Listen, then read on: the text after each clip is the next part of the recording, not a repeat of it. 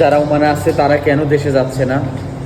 দেখেন, মানুষ যখন বিদেশ আসে বিভিন্ন স্বপ্ন নিয়ে আসে, বিভিন্নভাবে আসলে স্বপ্ন দেখে আসার জন্য।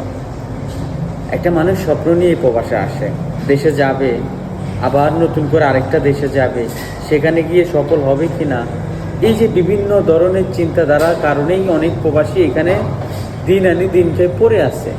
শুধু ফ্যামিলিটা কোনো রকম খেয়ে দিয়ে যাচ্ছে, এটা ভেবে পড়ে আছে। না হয় যদি ওই রাস্তাটা সহজ হতো যে অন্য দেশে যাই সফল হওয়ার গ্যারান্টি কেউ দিতে পারে, আমি বিশ্বাস করি ওমানে থাকা 90% প্রবাসী বাংলাদেশে চলে যাবে, কেউ থাকবে না, সবাই চলে যাবে। তো এটা হচ্ছে বর্তমানে ওমানের পরিস্থিতি। এখন আমাকে অনেকে গালি দিতেই পারেন কমেন্ট বক্সে এসে যে ভাই ওমানের পরিস্থিতি এতটা খারাপ না আপনি যতটা বলতেছেন। ভাই, আপনি হয়তো ভালো পজিশনে আছেন, এই জন্য আপনার কাছে খারাপ মনে হচ্ছে না।